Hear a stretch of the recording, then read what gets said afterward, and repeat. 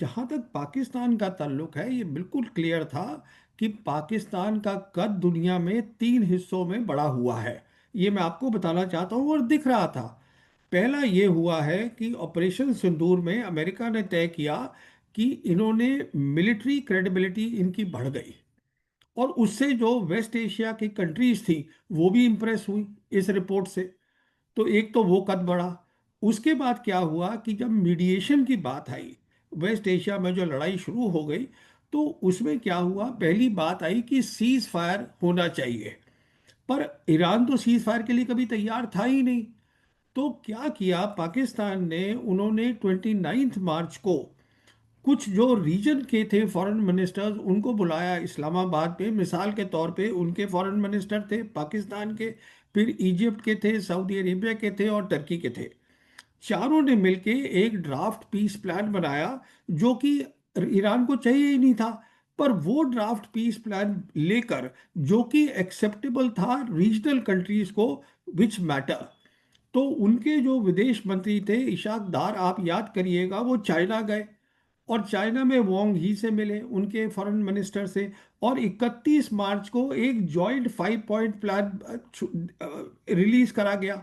अच्छा, ईरान को कोई दिलचस्पी नहीं थी उस स्टेज में सीज फायर के लिए, बट ईरान को ये पक्का दिख गया कि जो चाइना है वो खुल के अब जो वॉर में इंटरेस्ट ले रहा है, सीज फायर करना चाहता है, तो वो शामिल हो गया है। जहां तक पाकिस्तान का ताल्लुक था, उस काम से जो पाकिस्तान ने किया, देखिए क्या हुआ। पाकिस्तान की क्रेडिबिलिटी एज अ मीडिएटर तीनों ग्रेट पास के बीच में, मल्टीपोलर वर्ल्ड में, जो कि अमेरिका, चाइना और रशिया है, और जो रीजनल पास है उसके अंदर स्टैब्लिश हो गई। तो उस दिन वो क्रेडिबल मीडिएटर बन गया। अच्छा, अब देखिए अब क्या हुआ है, अब बात और ऊपर उठ गई। अब बात, जैसे आप बता रही थी, अब बात हो रही है फ्रेमवर्क फॉर परमानेंट पीस। जो 10 पॉइंट ईरान ने दिए हैं उस पे अमेरिका तैयार है बात करने को।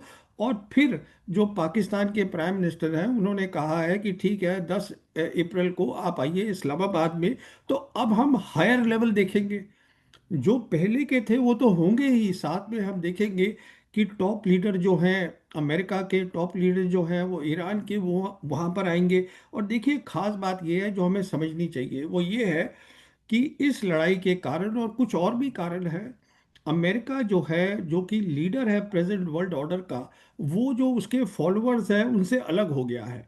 जो नेटो मेंबर्स हैं, बाकी और मेंबर्स हैं ग्लोबल नॉर्थ के जो हम कहते हैं, वो शामिल ही नहीं हुए ट्रम्प की लड़ाई में। तो ट्रम्प के लिए आज सिर्फ एक ही कंट्री है, पाकिस्तान, जो ये मीडिएट कर सकती है।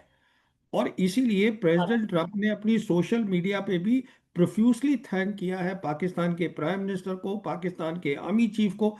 तो ये तीन स्टेज में चीज हुई है, और आज पाकिस्तान जो है, जो ग्लोबल साउथ की कंट्री है, वो एक अलग उसमें जियोपॉलिटिकल प्रोफाइल और बढ़ गई है, ये रियलिटी है। जी हाँ।